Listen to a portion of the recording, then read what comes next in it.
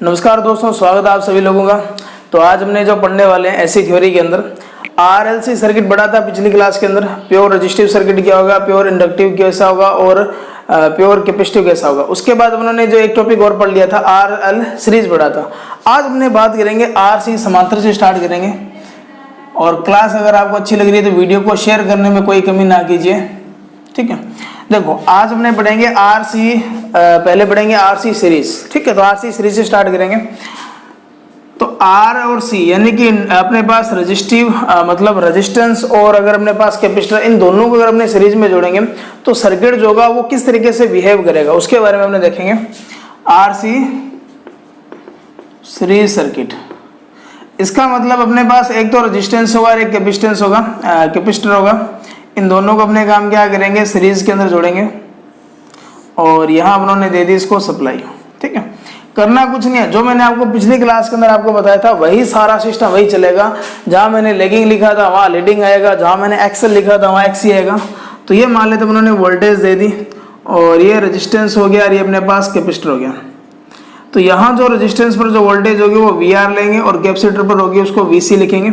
और यहाँ से जो करंट चलेगी उसको लिखेंगे आई। तो सबसे पहले इसका फेजर डायग्राम देखेंगे। इसका फेजर जो होगा वो किस तरीके से बनेगा। दोनों के अंदर देखो, दोनों सीरीज के अंदर है तो करंट की मात्रा जो रहेगी, करंट जो रहेगी वो सेम रहेगी। तो इसका मतलब अपने सीरीज के अंदर करंट के अकॉर्डिंग फेजर डायग्राम बनाएंगे। रेजिस्टेंस के अंदर हमने वो बताया कि वोल्टेज और करंट होगी दोनों इन फेज होगी। तो यहाँ क्या आएगा, वी आर आएगा, दोनों इन फेज होगा। जबकि कैपेसिटर के अंदर अगर आप लोग देखोगे करंट आगे चलेगी और वोल्टेज चलेगी पीछे। तो इसका मतलब आप लोग इसको ऐसे दिखा सकते हो, ठीक है। मतलब अगर आपके पास रेजिस्टेंस होगा तो दोनों इन फेज होगा, अगर आपके पास कैपेसिटर है तो करंट आगे चलेगी और वोल्टेज क्या चलेगी, पीछे। अब आप लोग यहाँ से देखें, इन दोनों को अगर एक ही पॉइंट पर लेकर के आए, अपने एक ही फेजर अगर इन दोनों का बनाए, इसको उठाकर इसके ऊपर लेकर के आए तो आपका जो फेजर डायग्राम बनेगा वो इस तरीके से बनेगा, ठीक है। यहाँ देखो, ये अपने पास आई हो गया, ये वी आर हो गया और ये अपने पास हो गया वी सी।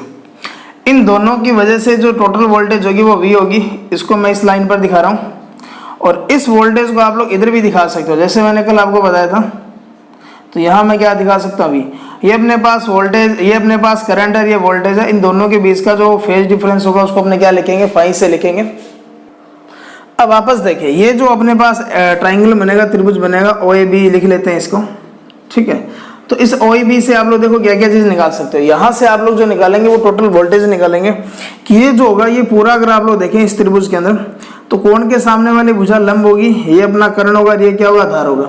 इसका मतलब यहाँ से अगर पाइथागोरस प्रमेय लगाएं तो कुल वोल्टेज होगी वो देखो किस तरीके से निकलेगी। कर्ण का जो स्क्वायर होगा वो आधार का स्क्वायर प्लस क्या आएगा, लंब का स्क्वायर आएगा। इसका मतलब यहाँ जो वोल्टेज होगी अगर इसका मैं स्क्वायर हटाऊंगा तो इस पर क्या आएगा, रूट आएगा। तो इस तरीके से आप लोग यहाँ से क्या कर सकते हो, टोटल वोल्टेज जो आपकी रहेगी वो ये रहेगी। इसके अलावा इसका रूट है, इसकी पावर आप लोग 1/2 भी लिख सकते हो।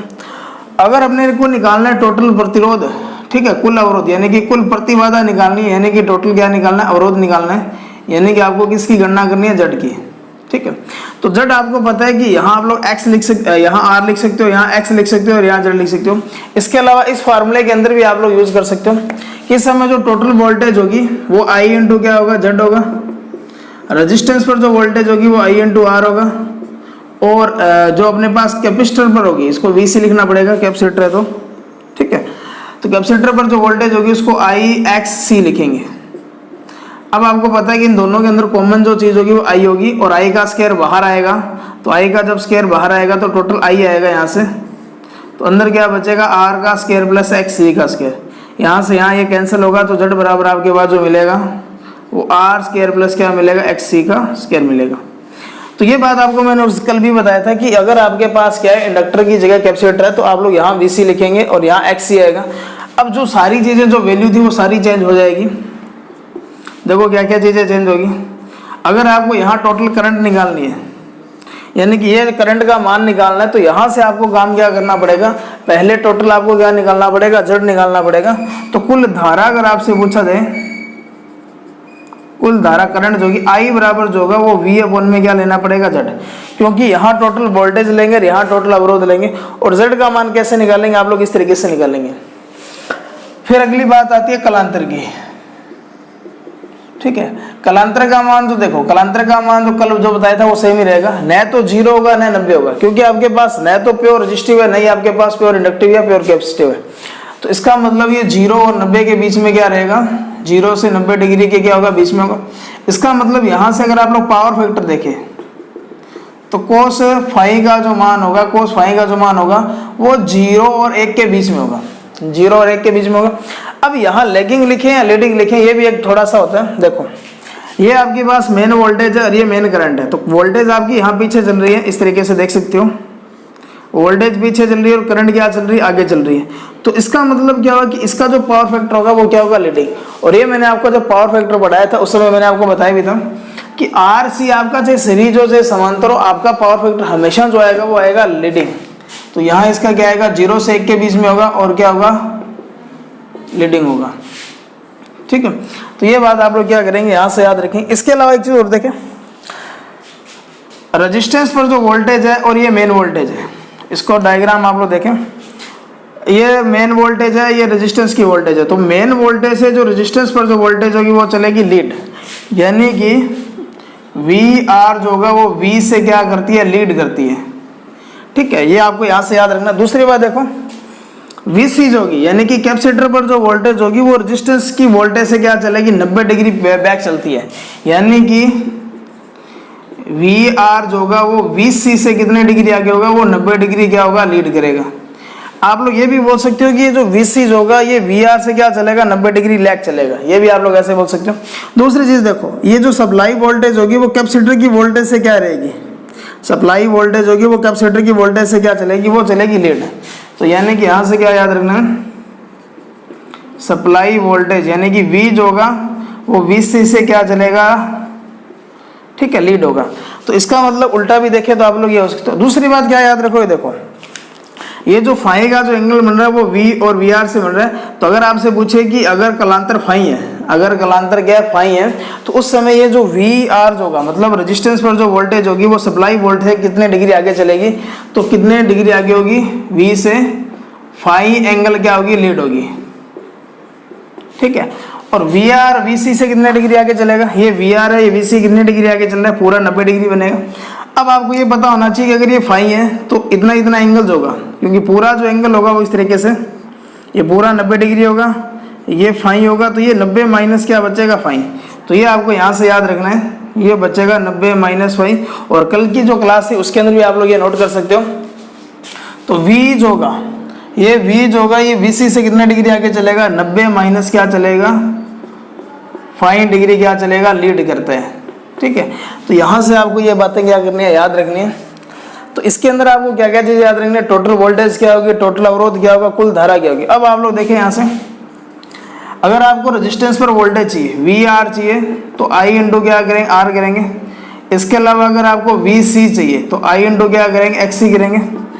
इसके अलावा एक चीज और ध्यान रखना, अगर आपको सीरीज आरएलसी सर्किट का चाहे आरएल हो, चाहे आरसी हो, चाहे आरएलसी, तीनों कुछ भी हो, तो यहां से अगर आपको पावर फैक्टर आपको निकालना है तो कोस फाई का जो फार्मूला रहेगा वो आर बटा जेड रहेगा।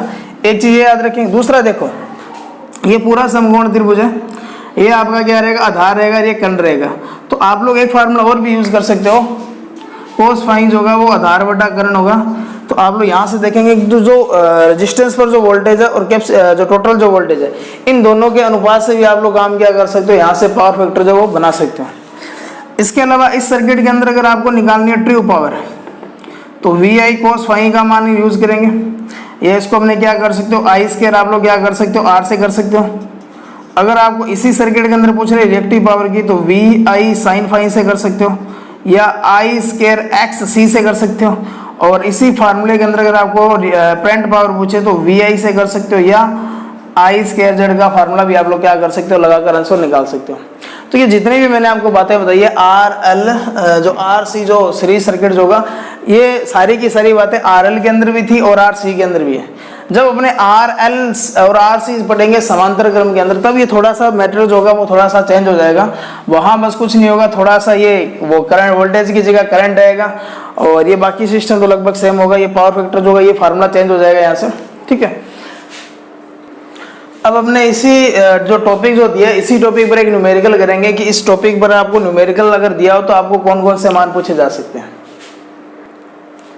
तो यहाँ मैंने एक सवाल लिखा आप लोगों के लिए कि इस सवाल के अंदर देखो क्या दिया है कि आर और सी श्रेणी सर्किट है, प्रतिरोध और धारितीय प्रतिघात, यानी कि आर और एक्सएल का जो मान है वो 6 और 8 दिया है और इनको आपने 200 वोल्ट 50 हर्ट्ज की सप्लाई से जोड़ा तो आपको मान ज्ञात करना है। आपको टोटल प्रतिबाधा पूछी जा सकती है, टोटल सर्किट में करंट पूछी जा सकती है, रेजिस्टेंस पर वोल्टेज कितनी होगी, कैपेसिटर पर कितनी होगी, पावर फैक्टर, ठीक है, यहाँ से सब मान निकाल सकते हो। देखो कैसा, सबसे पहले हमने निकालेंगे टोटल प्रतिबाधा, यानी कि टोटल अगर प्रतिबाधा निकालोगे तो Z बराबर जो रहेगा वो R का स्क्वायर और XC का स्क्वायर रहेगा। तो R का जो मान आपको दे रखा है 6 और XC का जो मान दे रखा है वो कितना दे रखा है 8 दे रखा है। तो R की जगह आप लोग लिखेंगे 6 का स्क्वायर करेंगे और इधर 8 का स्क्वायर करेंगे, यहाँ आएगा 36 और यहाँ आएगा 64 और दोनों को जब ऐड करेंगे 36 और 64 आएगा 100 और 100 को रूट से बाहर निकालेंगे तो कितना आएगा 10, यानी कि इस सर्किट के अंदर जो टोटल इम्पीडेंस होगा वो कितना आएगा 10 ओम आएगा। अब आप लोग देखिए अगर आपके पास टोटल इम्पीडेंस आ चुका है तो टोटल करंट भी निकाल सकते हो। I बराबर क्या रहेगा V अपॉन में Z रहेगा।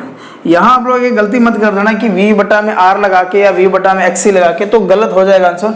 चाहे आपको रेजिस्टेंस में पूछे चाहे आपको कैपेसिटर में पूछे, तभी भी दोनों कंडीशन के अंदर फार्मूला V बटा में Z रहेगा। मतलब इसी सवाल के अंदर अगर आपसे पूछा जाता कि रेजिस्टेंस के अंदर करंट कितनी होगी, तो अगर ये दोनों सीरीज के अंदर है तो इसके अंदर जो करंट होगी वही इसके अंदर होगी, और इस समय जो करंट जाएगी दोनों का रेजिस्टेंस कनेक्ट होगा उसकी वजह से जाएगी। तो I बराबर क्या रहेगा V अपॉन में Z रहेगा। वोल्टेज का मान यहाँ दे रखा है 200, Z का जो मान दे रखा है आपको कितना दे रखा है 10, कैलकुलेशन करेंगे तो कितना आएगा 20 एम्पियर। तो यहाँ से जो करंट की जो वैल्यू आएगी वो आएगी 20 एम्पियर। दूसरा देखें, अगला सवाल देखें, अगला दे रखा है रेजिस्टेंस पर वोल्टेज। अगर आपको VR का मान चाहिए तो रेजिस्टेंस के अंदर करंट कितने और रेजिस्टेंस का मान कितना है, तो I इंटू R करेंगे। इसका मान तो 20 है, यानी कि I का जो मान है वो 20 है और R की वैल्यू अगर देखें तो 6 है। तो इसका मतलब रेजिस्टेंस पर जो वोल्टेज रहेगी वो कितनी रहेगी, वो रहेगी यहाँ पर 120 वोल्ट। तो VR का मान 120 रहेगा और VC का अगर आप लोग मान निकालेंगे तो I तो आपका क्या रहेगा 20 ही रहेगा और XC आएगा यहाँ पर, XC का मान कितना 8 है, तो 20 इंटू 6 करेंगे तो कितना आएगा 160 वोल्ट। तो यानी कि कैपेसिटर पर जो वोल्टेज होगी वो कितनी आएगी 160 वोल्ट। अब देखो पावर फैक्टर आपको मैंने बताया था कि दो फार्मूले यूज कर सकते हो, तो R बटा Z यूज कर सकते हो, दूसरा V R बटा में V कर सकते हो। दोनों से आपका जो मान जो होगा वो दोनों का जो मान आएगा वो सेम आएगा। देखें इसके अंदर अगर मैं लेता हूँ यहाँ cos फाई जो होगा वो अगर मैं R बटा Z निकालूंगा तो R की जो वैल्यू देखो कितनी है 6 और Z की जो वैल्यू कितनी निकाली थी उन्होंने 10, तो कितना आएगा 0.6। इसके अलावा इसका फार्मूला VR बटा में V भी कर सकते हो। VR का मान कितना 120 है और V का मान कितना है 200।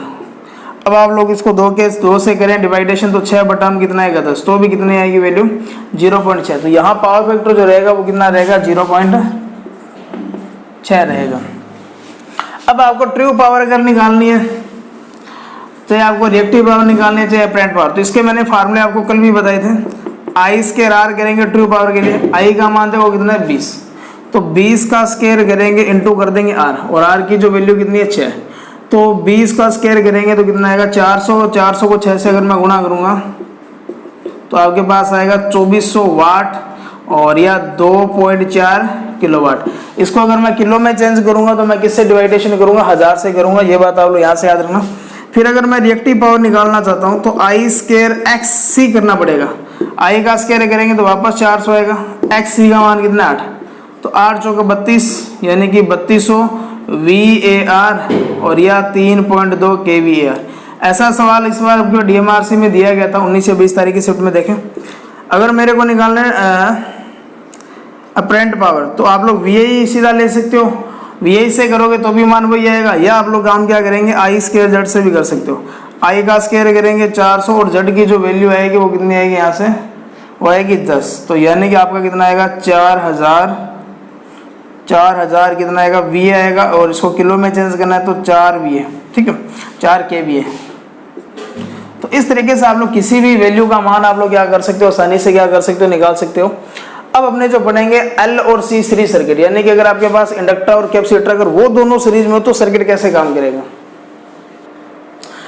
अब देखो तीसरा जो अपने पढ़ेंगे एल और C series circuit, L C series circuit, यानी कि अगर अपने पास एल और सी यानी कि इंडक्टर और कैपेसिटर अगर ये दोनों सर्किट के अंदर हो तो सर्किट जो होगा वो किस तरीके से क्या करेगा, काम करेगा।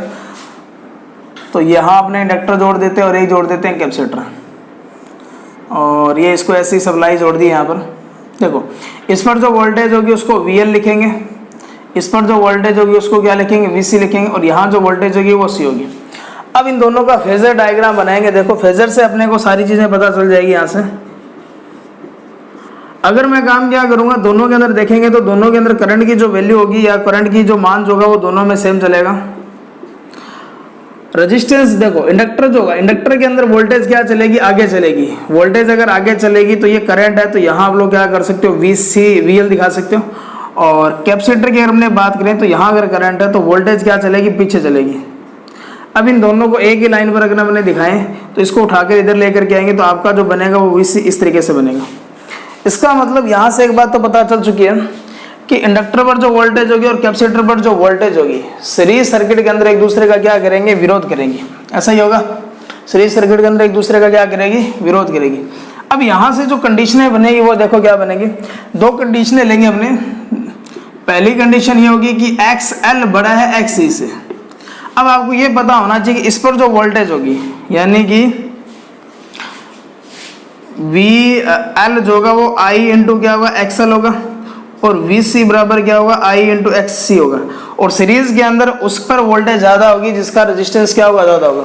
तो मतलब अगर XL बड़ा है XC छोटा है तब क्या होगा, VL बड़ा होगा और VC क्या होगा, छोटा होगा। ऐसा ही होगा। इसका मतलब ये लाइन में बड़ी दिखाऊंगा और ये लाइन क्या दिखाऊंगा, छोटी दिखाऊंगा।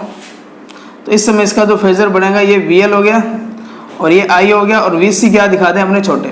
देखो इतनी इतनी वोल्टेज है, ये जो वोल्टेज है नीचे वाली इतनी इतनी इसका विरोध करेगी तो इसको अपने उठा देते हैं, मतलब इतना इतना विरोध कर दिया।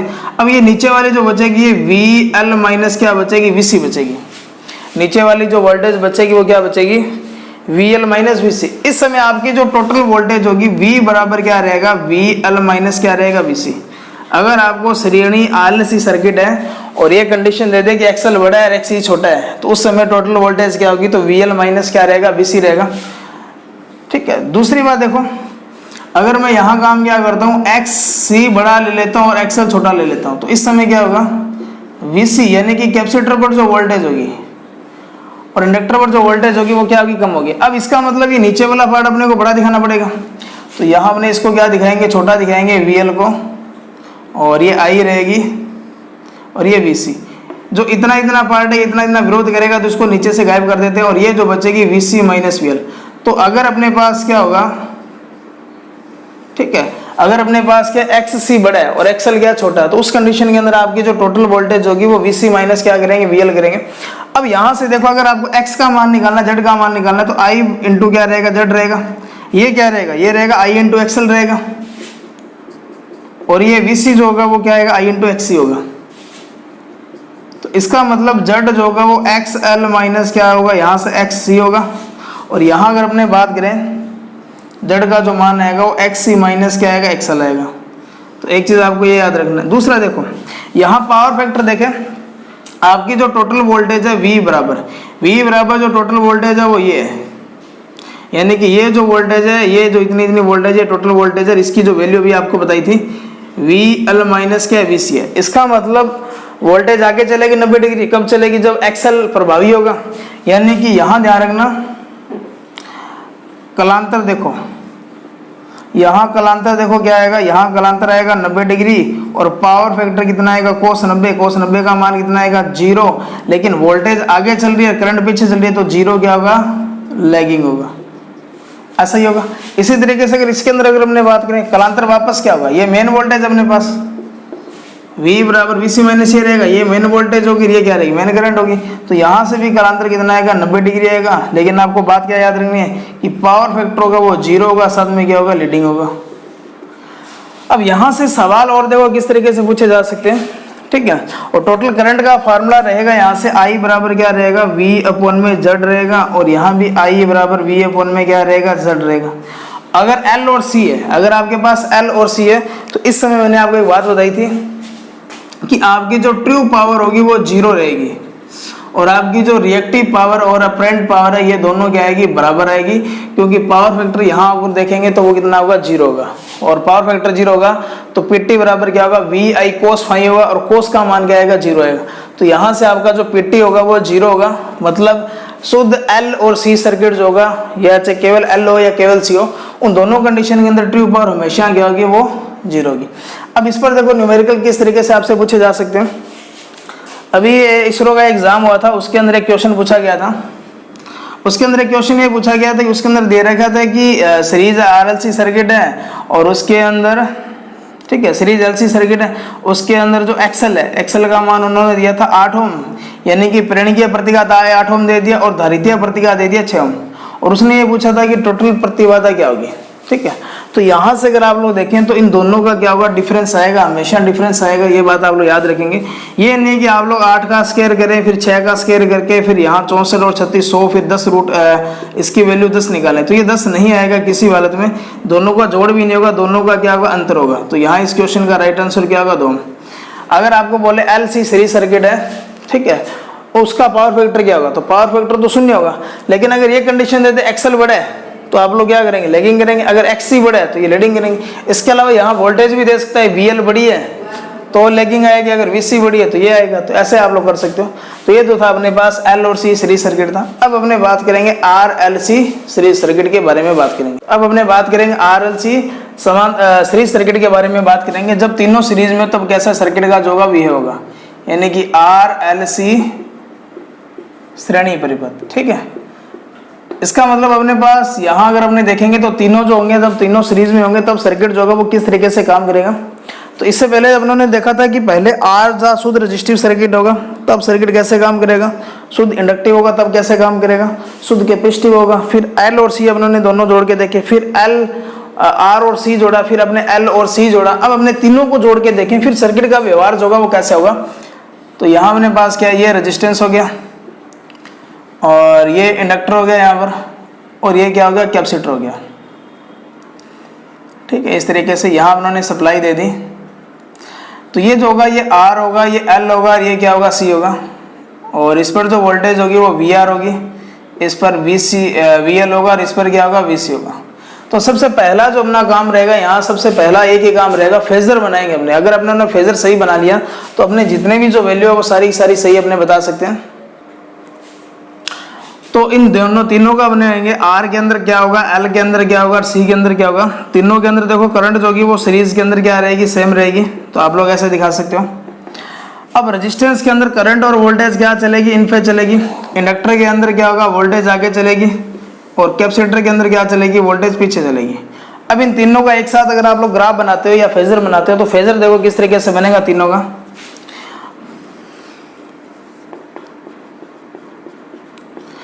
तो इसको उठा के इधर लाएंगे तो ये जो होगा यहाँ क्या आएगा, VL आएगा।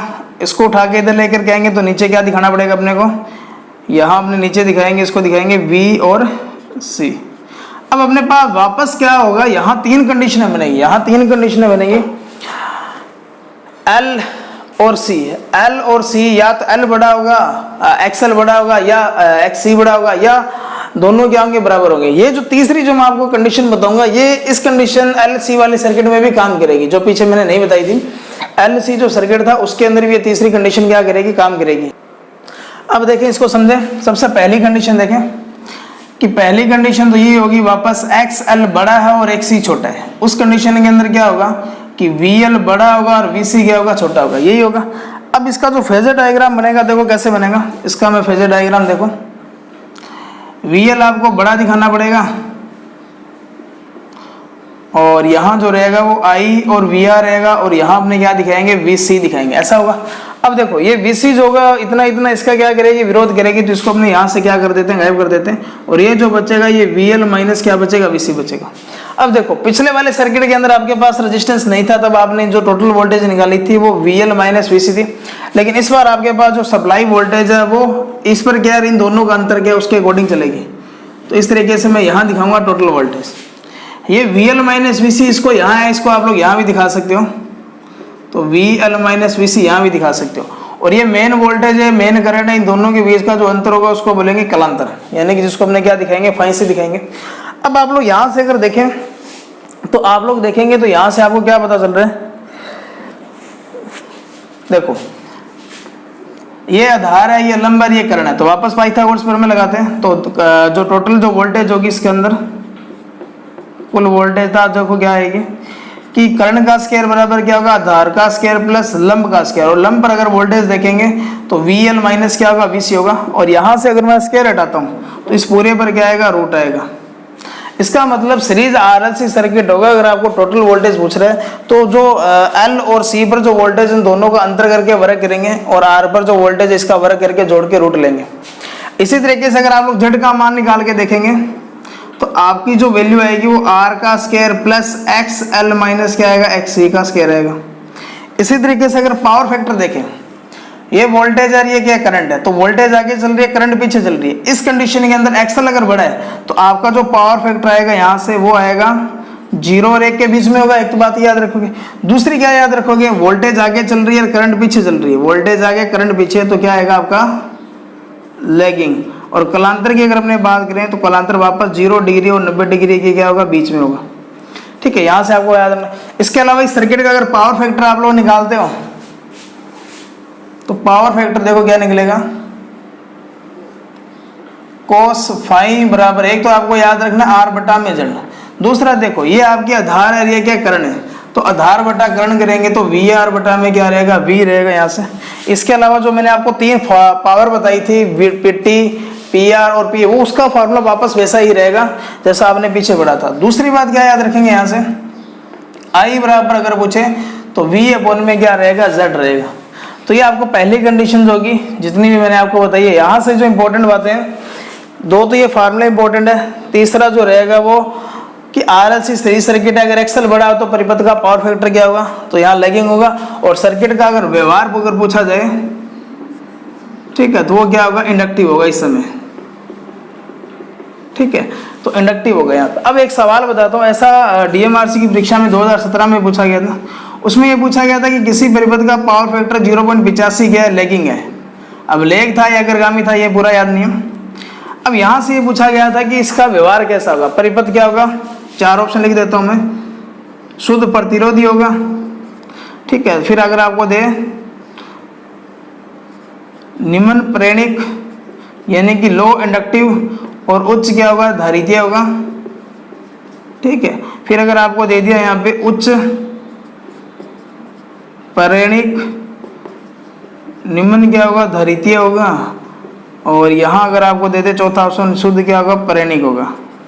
ठीक है, देखो 0.85 है। 0.85 का मतलब यह होगा कि पावर फैक्टर 0 भी नहीं है और आपका 1 भी नहीं है। 0 अगर होता तो शुद्ध प्रेरणिक होता, क्योंकि अगर 0 होता और यहाँ लैगिंग होता तो आपका शुद्ध इंडक्टिव होता। लेकिन ये ऑप्शन तो आपका गया, शुद्ध रजिस्टिव हो नहीं सकता। क्यों? क्योंकि यहाँ क्या है, पावर फैक्टर आपका 0.85 है, 1 नहीं है। अब बात आती है कि नीचे वाले 2 ऑप्शन में से आप लोग कैसे आंसर करेंगे। देखो ये लैगिंग है, लैगिंग का मतलब ये हुआ कि ये कंडीशन आई, और ये कंडीशन आने का मतलब है कि एक्सल जो होगा वो ज्यादा प्रभावी है और एक्सी क्या कम है। तो इसका मतलब उच्च तो प्रेरणिक होगा, निम्न क्या होगा, धारितीय होगा। तो आपका जो आंसर होगा वो क्या आएगा, 3 नंबर ऑप्शन होगा। और ये मैंने आपको बताया था कि इस समय पावर फैक्टर न तो 0 होगा न ही 1 होगा, इन दोनों के बीच का होगा। और 0.85 अगर आप लोग देखेंगे तो ये 0 और 1 के बीच का मान है। दूसरी कंडीशन देखें आप लोग, दूसरी कंडीशन देखें। दूसरी कंडीशन के अंदर क्या होगा, अगर XC बड़ा है और XL छोटा है तो कुछ नहीं करेंगे, सारी वैल्यू चेंज हो जाएगी।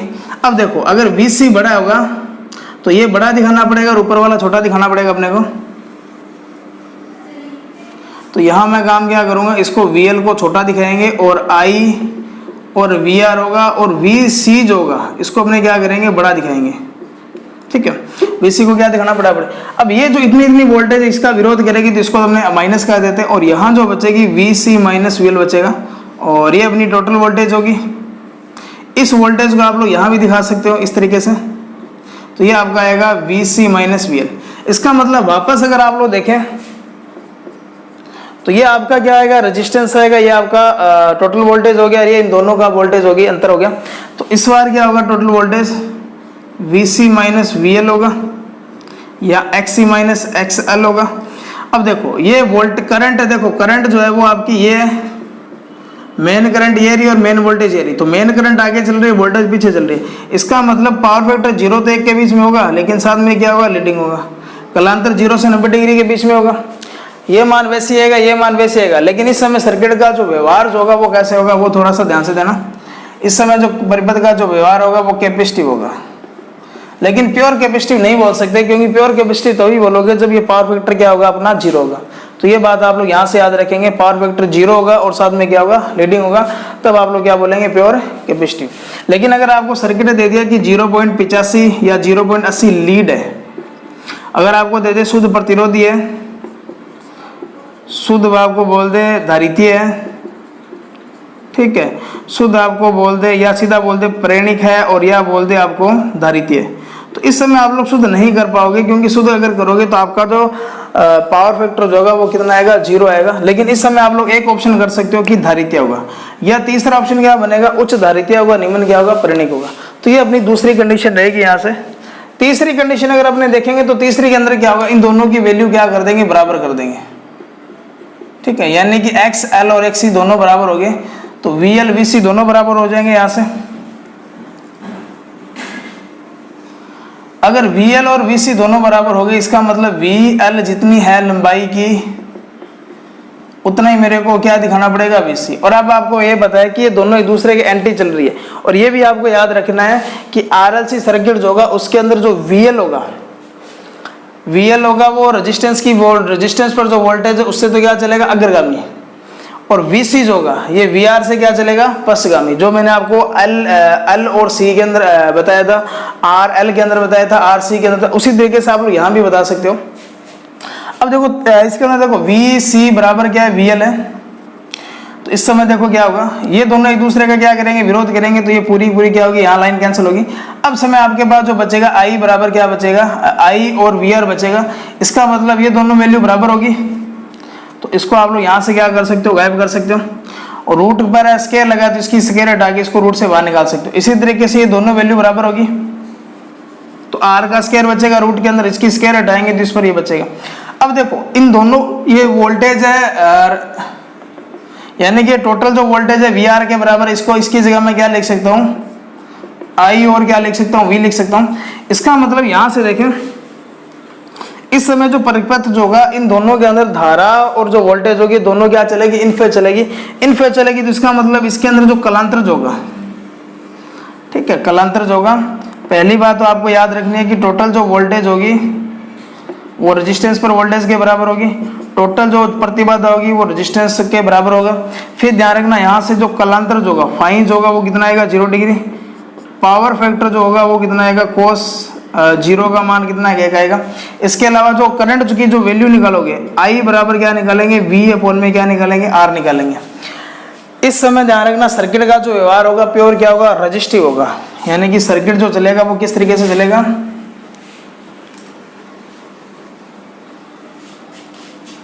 ठीक है, सर्किट जो चलेगा वो क्या चलेगा, शुद्ध प्रतिरोधी। अब यहाँ ध्यान रखना, ये जो कंडीशन आती है ये आपको पता होना चाहिए कि XL की जो फार्मूला जो होगा वो 2 पाई FL होगा, और XC का जो फार्मूला होगा वो 2 पाई क्या होगा, FC होगा। इसका मतलब XL और XC दोनों का जो मान होगा वो फ्रिक्वेंसी पर क्या करेगा, डिपेंड करेगा। तो एक ऐसी कोई ना कोई फ्रिक्वेंसी होगी जब XL और XC बराबर होगा, तो उस फ्रिक्वेंसी को अपने क्या बोलेंगे, रेजोनेंस क्या बोलेंगे, फ्रिक्वेंसी बोलेंगे। तो यहाँ से आपको तीसरी कंडीशन में इतनी बात आपको याद रखना है। अब जो अगला इसका पार्ट पढ़ने वाले हैं वो पढ़ेंगे रेजोनेंस फ्रिक्वेंसी पढ़ेंगे, ठीक है। तो रेजोनेंस फ्रिक्वेंसी के अंदर देखो किस तरीके से होगा, तो रेजोनेंस फ्रिक्वेंसी के अंदर देखो अनुनादी आवृत्ति इसको बोलेंगे, यानी कि जिस फ्रिक्वेंसी पर, ये आप लोग लाइन लिख लेना कि जिस फ्रिक्वेंसी पर प्रेरणिक प्रतिघात और धारितीय प्रतिघात क्या होंगे, बराबर होंगे। ऐसा भी क्वेश्चन पूछे गए हैं कि किस आवृत्ति पर XL और XC बराबर होंगे, high frequency, audio frequency, low frequency, ठीक है, इस तरीके से प्रयाश्रव्य, अल्ट्रासोनिक, किस भी दे सकते हैं। तो रेजोनेंस आएगा, अनुनादी आवृत्ति इसको बोलेंगे। अब देखो इसका फार्मूला देखो किस तरीके से निकालेंगे। XL का जो मान होगा, XL का जो मान होगा, इसका जो फार्मूला बनेगा 2 पाई क्या बनेगा, FL बनेगा, और XC का जो होगा 2 पाई FC होगा यहाँ से। अब देखो इस F को आप लोग क्या लिख सकते हो, रेजोनेंस के कारण FR लिख सकते हो। इसको उठा के इधर ले आओ तो FR का ये स्क्वायर बनेगा, ये 2 पाई और 2 पाई है, ये यहाँ बचेगा 2 पाई का स्क्वायर बचेगा, एल इसको नीचे ले और सी यहाँ पढ़ाई था। अब अगर मैं इसकी स्क्वायर हटाऊंगा तो इस पर पूरे पर रूट आएगा, लेकिन जिस पर स्क्वायर नहीं है, जिस पर स्क्वायर है उस पर रूट नहीं आएगा। तो यहाँ से रेजोनेंस फ्रिक्वेंसी का जो फार्मूला बनेगा वो बनेगा 2 पाई रूट एल सी। एक चीज तो आपको ये याद रखना है। दूसरा देखो, यहाँ से एक चीज और भी दी जा सकती है। IIT इंस्ट्रक्टर का एग्जाम हुआ था, GEE का हुआ था, ग्रुप इंस्ट्रक्टर का, उसके अंदर एक क्वेश्चन पूछा गया था। देखो 2 पाई एफ, ये मैंने आपको बताया था ओमेगा जो होगा इसको 2 पाई एफ से लिख सकते हो। तो इस वैल्यू को आप लोग क्या लिख सकते हो, ओमेगा एल, और इसको क्या लिखेंगे, ओमेगा सी। तो इसको उठा के इधर ले आओ तो ओमेगा का स्क्वायर बनेगा 1 अपॉन में रूट एल सी बनेगा, और यहाँ से ओमेगा बराबर क्या बनेगा, रूट एल और सी। तो ऐसे भी आपको पूछा जा सकता है कि कोणीय वेग जो होगा, क्योंकि W जो होगा वो कोणीय वेग होगा, ठीक है, इस तरीके से। अब आपको यहाँ से देखो रेजोनेंस जो होगा इसके अंदर क्या क्या चीजें याद रखनी है। पहली बात देखो इसके अंदर क्या बात याद रखनी है,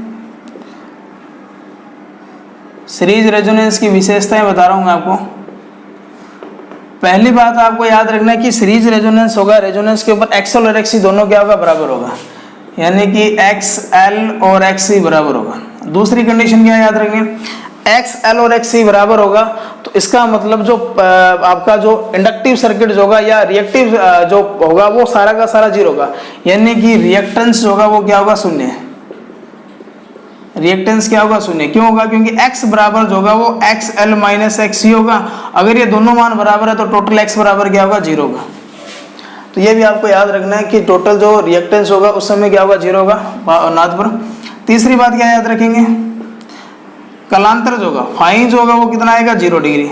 चौथी बात क्या याद रखेंगे, पावर फैक्टर जो होगा वो क्या होगा, यूनिटी, यानी कि क्या होगा, इकाई होगा। फिर आपको पांचवी बात याद रखनी है, यहाँ से I बराबर जो होगा, यानी I बराबर क्या होगा, करंट का मान निकालेंगे तो VR होगा। छठी बात क्या याद रखेंगे, ये जो सीरीज RLC सर्किट होता है इसको वोल्टेज रेजोनेंस भी बोलते हैं। क्यों बोल देंगे, क्योंकि L और C पर जो है वो वोल्टेज भी क्या होगी, बराबर होगी, ठीक है।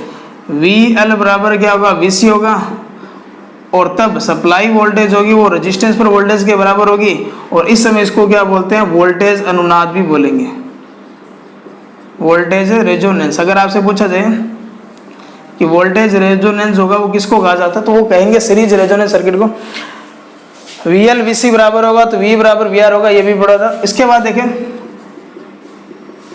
अगर आप लोग देखेंगे कि ये और ये इन दोनों का तो क्या होगा, रिएक्टेंस खत्म हो गया, इस समय आपके पास जो बचेगा केवल R बचेगा। मतलब इस सर्किट के अंदर जो अवरोध उत्पन्न करने का जो काम करेगा वो केवल R करेगा। तो मतलब सीरीज रेजोनेंस सर्किट के अंदर आपसे पूछा जाए तो इंपीडेंस होगा वो तो होगा न्यूनतम, यानी कि Z का मान होगा वो न्यूनतम होगा। देखें आप लोग, Z बराबर क्या था, R² plus XL minus XC था। अगर ये इतनी वैल्यू को मैं हटा दूं तो ये Z जो होगा वो केवल R पर डिपेंड करेगा। इसका मतलब पहले जो मान आ रहा था Z का, अब जो मान आएगा वो कम आएगा। तो यहां से आपको क्या बात याद रखनी है, सीरीज रेजोनेंस के अंदर प्रतिबाधा तो क्या होगी, न्यूनतम होगी, और धारा क्या होगी, अधिकतम होगी। करंट क्या होगी, अधिकतम होगी। इस समय देखो, इस समय जो परिपथ होगा, परिपथ का जो व्यवहार होगा वो होगा क्या होगा, शुद्ध प्रतिरोधी होगा, ठीक है। एक तो आपको याद रखना परिपथ का जो व्यवहार होगा वो कौन सा होगा, वो क्या होगा, शुद्ध प्रतिरोधी होगा। धारा और वोल्टेज क्या चलेगी, इन फेज, यानी कि धारा और वोल्टेज क्या होगी, इन फेज होगी। उसके बाद देखिए एक चीज और देखिए, यहां से आपको फार्मूला देखो, रेजोनेंस फ्रीक्वेंसी का फार्मूला पता चल रहा है कि वो L और C पर ही डिपेंड करेगा। यानी कि अगर आपसे पूछा जाए कि रेजोनेंस फ्रीक्वेंसी होती है वो किस बात पर डिपेंड करेगी, तो इंडक्टेंस और कैपेसिटेंस इन दो पर ही डिपेंड करेगी। दूसरी बात, रेजोनेंस फ्रीक्वेंसी होगी वो L और C के वर्गमूल के व्युत्क्रमानुपाती होगा, क्योंकि रूट के अंदर है, तो ये भी आप लोग याद रखेंगे। यानी कि FR जो होगी, FR L व C पर क्या करती है, डिपेंड करती है। तो यहाँ से आपको ये बातें आपको सारी की सारी क्या याद रखनी है, ये RLC सीरीज सर्किट था उसके अंदर आपको यहाँ से याद रखनी है। तो क्या क्या याद रखेंगे, सीरीज RLC सर्किट होगा, रेजोनेंस की जब कंडीशन होगी तो आपको पूछेगा धारा क्या होगी, धारा मैक्सिमम होगी, करंट प्रतिबाधा न्यूनतम होगी, पावर फैक्टर इकाई होगा, कलांतर 0 डिग्री होगा, रिएक्टेंस 0 होगा। इसके अलावा एक चीज और देखें, रिएक्टिव पावर जो होगी PR जो होगी वो 0 VAR होगी। दूसरी बात क्या याद रखेंगे, ट्रू पावर और अपरेंट पावर ये दोनों बराबर होगी, जो आपको पहला मैंने शुद्ध प्रतिरोधी सर्किट बताया था। तो आप लोग यहाँ से ये भी पूछा जा सकते हैं कि सीरीज रेजोनेंस सर्किट होगा वो किसके समान काम करेगा, शुद्ध प्रतिरोधी, शुद्ध प्रेरक, शुद्ध कैपेसिटिव। तो आप लोग यहाँ से ये भी बता सकते हो, ठीक है। तो ये जो चीज सारी की सारी क्या थी, RLC श्रेणी परिपथ के बारे में था। अगली जो अपनी क्लास रहेगी, इसके अलावा इसके अंदर एक क्वेश्चन कर लेते हैं हमने, फिर अपने जो अगली जो क्लास होगी जिसके अंदर ये सारा टॉपिक जो होगा वो खत्म हो जाएगा। तो अगली जो अपनी क्लास रहेगी वो सेकंड लास्ट क्लास रहेगी, इसके बाद एक क्लास और आएगी। उसके बाद हमने जो पढ़ेंगे वो अपना नया चैप्टर स्टार्ट करेंगे वायरिंग का। एक क्वेश्चन देखें, इसी क्वेश्चन के अंदर मैं ले लेता हूं, ठीक है। इसका मान लेते हैं हमने, इसका मान लिया, मान ले 12 ओम मान लिया, इसका मान लेते हैं 9 में, और इसका मान लेते हैं अपने पास 4 ओम में, और यहाँ वोल्टेज दे रहे हैं हमने 260 वोल्ट, ठीक है। अब देखो इस सर्किट के अंदर अगर आपसे कुछ भी मान पूछा जाए आप लोग सभी मान बता सकते हो, और यहाँ से पावर फैक्टर का जो फार्मूला रहेगा वो भी आप लोग याद रखें, कोस फाई क्या रहेगा, R में Z रहेगा, या VR में क्या रहेगा, V रहेगा। तो आप लोग कितनी मर्जी जो वैल्यू आपसे पूछे जाए वो सारी वैल्यू आप लोग यहाँ से क्या कर सकते हो, बता सकते हो। अब एक क्वेश्चन और देख लेते हैं। देखो वीडियो के अंदर व्यूज आने बहुत जरूरी है, व्यूज नहीं आएंगे तो कोई क्लास नहीं लगेगी फिर। तो आप लोग काम कीजिए, वीडियो को अपने फ्रेंड्स के अंदर, सर्कल के अंदर शेयर जरूर कीजिए, अपने ग्रुप सुनाइए, कैसे भी करके वीडियो को टॉप पे लाइए, ट्रेनिंग में लाइए, ठीक। अब आप लोग देखें तो ये एक आपके लिए अच्छा काम रहेगा। अगर आपको यहाँ से टोटल इंपीडेंस पूछे, Z का मान पूछे, तो Z का मान क्या करेंगे, R का स्क्वायर प्लस जो बड़ा XL माइनस XC करना पड़ेगा। तो सबसे पहले अगर आपको प्रतिबाधा पूछ रहा है इसके अंदर, तो 12 का स्क्वायर कर देंगे, XL और XC, यानी कि 9 में से 4 जाएगा तो 5 बचेगा, तो यहाँ आएगा 144 और यहाँ आएगा 25। इन दोनों को करेंगे तो आएगा 169, और 169 को जब मैं बाहर निकालूंगा तो आएगा 13 ओम। यानी कि यहाँ से अगर आपको पूछा जाए इस सर्किट का इंपीडेंस क्या होगा, तो आप लोग यहाँ से बता सकते हो कितना होगा, 13 ओम होगा।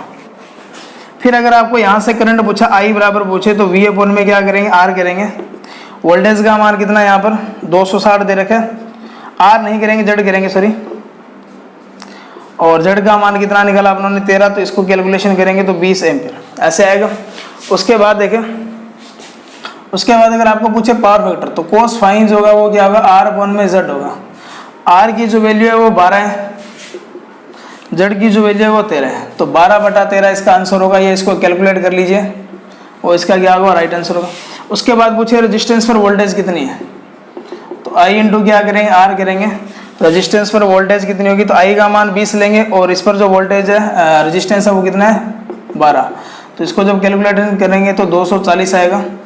फिर अपने पूछे VL, तो I इंटू XL करेंगे, I का मान 20 लेना पड़ेगा, और XL का जो मान लेंगे वो लेंगे 9, तो इसका आएगा आपका 180 वोल्ट। इसी तरीके से VC का लेंगे तो I इंटू XC लेंगे, 20 इंटू क्या करेंगे, 4 करेंगे, तो कितना आएगा, 80 वोल्ट, ठीक है।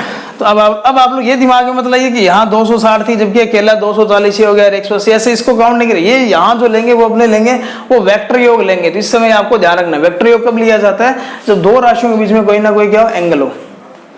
उसके बाद देखें आप लोग, अगर आपको यहाँ से पूछे PT बराबर ट्रू पावर पूछे, तो I स्क्वायर क्या करेंगे, R करेंगे। I का मान कितना है, 20 है, 20 का स्क्वायर कर देंगे, और R की जो वैल्यू आप लोग यहाँ रखेंगे। इसी तरीके से PR अगर आपसे पूछे तो I स्क्वायर X करेंगे।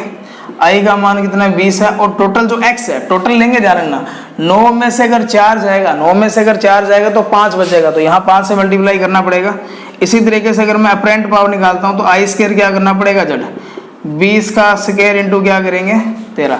तो ये आप लोग इसकी कैलकुलेशन आसानी से कर सकते हो। तो ये आज की क्लास थी। इसके अलावा अगर कोई डाटा अगर आपको ऐसा लगे कि ऐसा जो है वो होगा जो नहीं पढ़ाया, तो आप लोग कमेंट कीजिए। बाकी ऐसा कोई भी डाटा नहीं होगा जो मैंने आपको नहीं बताया। तो मिलते हैं नेक्स्ट टाइम। वीडियो को शेयर जरूर कीजिए, ये आप लोगों से एक रिक्वेस्ट है मेरी, ताकि वीडियो ट्रेंडिंग में आए और मैं भी मोटिवेट हूँ कि मैं आपको और भी बेटर करवा सकूँ। तो धन्यवाद, जय हिंद, जय भारत।